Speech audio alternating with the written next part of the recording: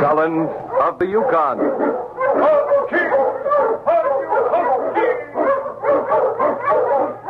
Wonder Dog King, swiftest and strongest of Eskimo lead dogs, blazes the trail through storm and snow for Sergeant Preston as he meets the Challenge of the Yukon.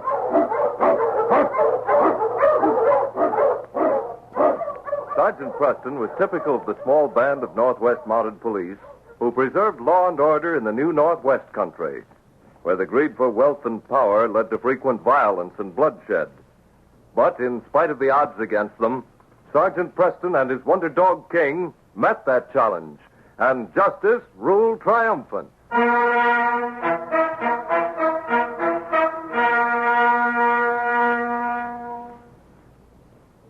It was the time of year when prospectors and trappers were in saloons, laying bets on the hour when the Chinook wind would sweep suddenly through the Yukon, breaking up the ice and rivers and lakes, and bringing spring to the land of snow and high winds. Sergeant Preston and the Great Dog King had camped along the trail about a day's journey from Half Mile. Darkness was still an hour away, and both the man and the dog were in high spirits as they looked about them. Oh, it's mighty good, isn't it, fella? Those mountains over there, the birch trees. Everything looks fresh and unspoiled. What is it, boy? The Great Dog looked at the Mountie and then toward the stretch of timber to the left of their camp. So you want to go off for a run, huh? All right, go ahead, King. In long, eager strides, the dog loped across the snow, his lean, muscular body arching gracefully with each stretch of his powerful legs. He sniffed the clear air, happy to be free of the responsibility of Preston's team of dogs, glad to explore on his own the icy land that had bred him, the wonder of which always seemed to beckon to him with some new adventure. He ran through the birch forest, stopping at the edge of a wide clearing, and as he stood there, he caught a peculiar scent. Slowly he walked forward toward the source of the scent. It was then he saw the small creature huddled in the snow, an odd animal, as motionless as a stone. King wondered why it was so still. Ordinarily, it should have raced away at the approach of a potential enemy. A dog was almost beside it. Curiously, he scented the creature, and then shook his head violently and turned to run back to Preston.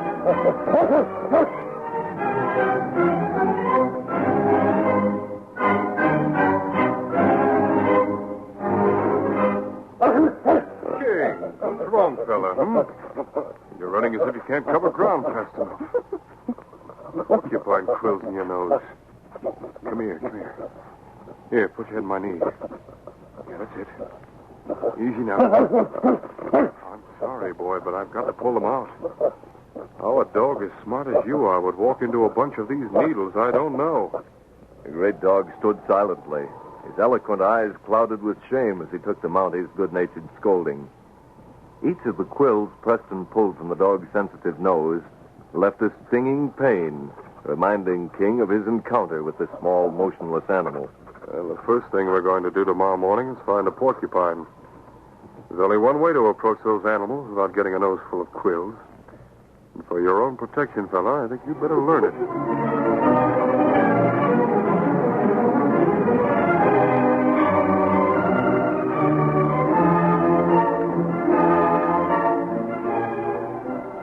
Meanwhile, several miles on the other side of Half Mile, two men waited at a turn in the trail behind a huge rock formation. They had a clear view of the trail, but they were hidden from the unsuspecting traveler coming toward them. He's coming at a pretty good speed, Mac. It's a pity a man should be in such a hurry to stop a rifle bullet. You're sure this is McDaniel? Of course I am. Do I ever make a mistake? No, I guess you don't. But how come you're always so sure about who's going to be coming to the bank? Or does Banker Elliott know about what we're... No.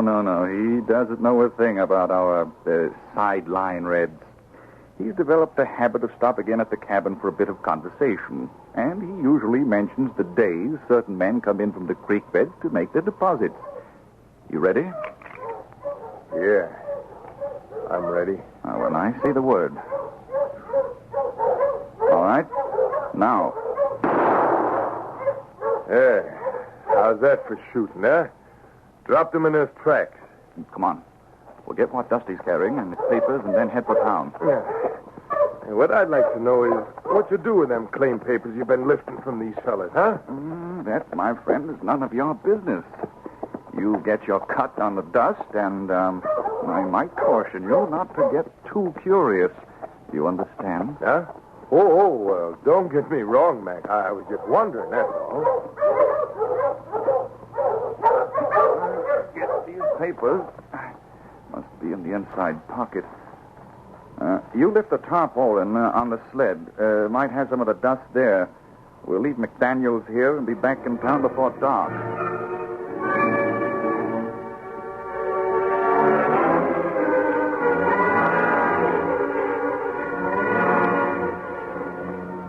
When Sergeant Preston arrived in Half Mile, he hadn't been in the town 10 minutes when the banker, Sam Elliott, searched him out.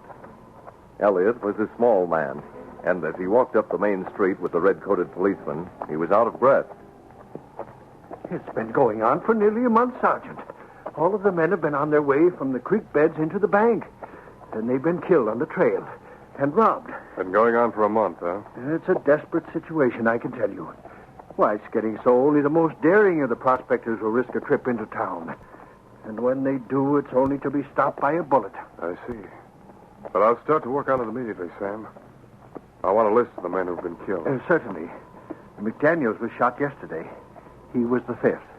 And the worst part of it is there's nobody in town who'll organize in any way to put a stop to the killing. Everyone's afraid of this mysterious gunman. There's nothing mysterious about a gunman, Sam. Criminals are all alike. Some are smarter than others. But this one's got to be stopped. Well, I hope you can do it, Sergeant. It's got everyone around here baffled. Come on, King, old fella. We've got a job in our hands, and it looks like a big one to me.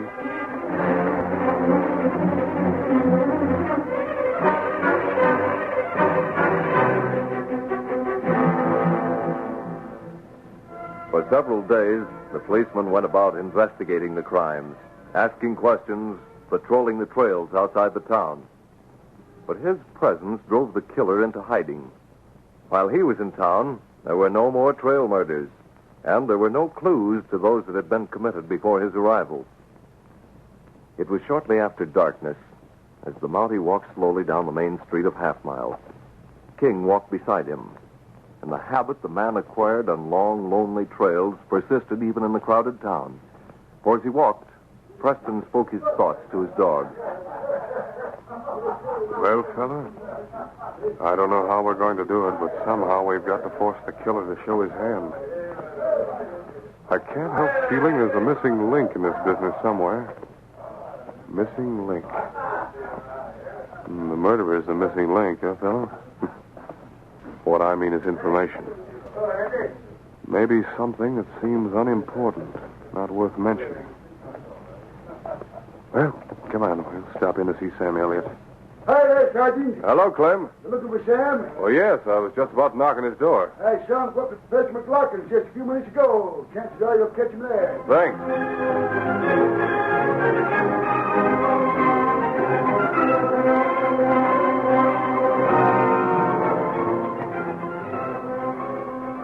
In Professor McLaughlin's large cabin, Sam Elliott sat with his chair tilted back, his feet resting against the warmth of the round iron stove. And I tell you, Professor McLaughlin, it does me good to be able to talk to a man of learning like yourself in the evening. If it wasn't for that, I guess I'd lose what's left of my mind. But with the worry I've had over these trail murders and everything. Oh, I dare say it must be a relief to you having Sergeant Preston in town. By the way, is he making any progress? I can't say. You know how he is when he's working on a case? He doesn't say much except to ask questions. Yes. I've told him about all I can. I'm sure you have. I'm often thankful I don't do any prospecting. A man isn't safe up here if he's carrying much gold. You being connected with the Zoological Institute always seemed to me a funny reason for coming to the Yukon, where most able-bodied men are grubbing in the dirt for gold. But then I guess some people ain't interested in getting rich. Money isn't everything, you know, Sam. That's what I always say. Yes, sir. That's what Professor Mack here always says. Well, That's the first time your assistant has spoken his mind this evening. Oh. See who it is, will you, Red? Sure. Why, it's the Mountie. Well, Sergeant Preston. Howdy, Sergeant. Hello there, Sam. Clem told me I'd find you here. How are you, Professor? Fine, fine. Won't you sit down? Thank you. Yep. Well, I see you have a few stuffed animals back there in the corner. I have a good pair of eyes, Sergeant. Well, they're just a few birds. That hawk owl is an interesting specimen. Yes. You go in for our more troublesome animals, too. And you've done a fine job of stuffing them. Well, that's just a sideline of mine, so to speak. Usually, I'm pretty busy gathering material for the Institute. This country is a paradise for wildlife. The great dog King, who'd entered the cabin with his master, caught a faint animal scent in the warm room. Yes, the scent was faint, but it brought with it an embarrassing and unhappy memory. Slowly, the dog walked to the corner of the room, where the light from the oil lamp cast flickering shadows that glittered in the glass-like eyes of the animals and birds. The men were engrossed in conversation, and only Red noticed the dog. But he watched him with unconcerned amusement rather than interest. King disregarded the men, and as he stood facing the corner, his interest was focused on the small creature he had good reason to remember. He recalled, too, how Preston had taught him to grab the porcupine under its neck, the only place on the animal that was free of those treacherous quills King had encountered so painfully. Anxious to show his master that he had learned his lesson well, King lowered his head. Deftly, he caught the porcupine by its throat, dragging it to where Preston sat. Well, I'll be. That's the first time I ever seen a dog figure out a way to dodge them porcupine quills. You certainly did a lifelike job of preserving your animals, Professor Mack. King here went for that porcupine like it was alive. King, what's the idea, fella? Well, porcupine. Drop that, you hear? Don't get excited, Professor. You'll find he hasn't even broken the skin of the animal. Yeah, what's that, papers? Papers? Why, they look like documents. Well, never mind. I'll take those. Here. Well, that must be a new custom, stuffing animals with... Wait a minute. These aren't ordinary papers. They're claim papers. This one is John McDaniel's deed to the Lady Slipper mine. That was where you kept them papers. McDaniel's claim papers. But I don't understand. I think I do. I want to see the rest of those papers, Professor. Red, your gun. I got it right here, Max. No, you don't kick. Hey, no! Don't move, Professor Max. Don't move except to put your hands up high. Get off of me. I'll put you down to your hips. Call him off. No, my hands are off my head. All right, fella. No. Stop that gun, Reds. Now walk over here slowly. Over beside Professor Mack. All right. Sam, you look at those deeds. Call up the names on them. Yes, of course. Let's see. Pete Williams. Poor Pete. This is Snowshoe Snyder. Paul Adams. Mort Gleason. That's the four of them, Sergeant. McDaniels was the fifth. You're under arrest, both of you, for murder. But I tell you, it was Red. He did the shooting. I never fired a gun. You dirty double-crossing phony. Whose idea was it? Who got half the gold and the claim papers besides? And who figured out about this animal business being a good cover-up, huh? You took them papers. I never knew what you'd done with them till now. I can hardly believe it. One of my best friends. Why, I trusted him as I trust my own brother. It was quite a scheme, Professor McLaughlin. Professor? Maybe he isn't even a professor, Sergeant. He's a professor, all right. I'm sure of that, Sam.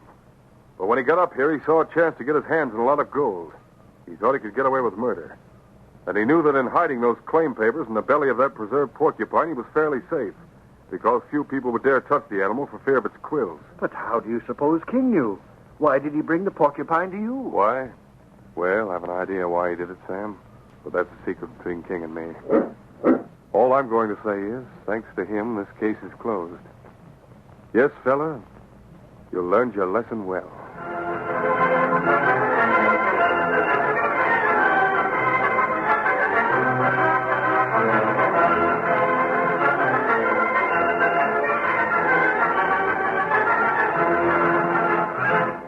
These copyrighted dramas originate in the studios of WXYZ Detroit, and all characters, names, places, and incidents used are fictitious.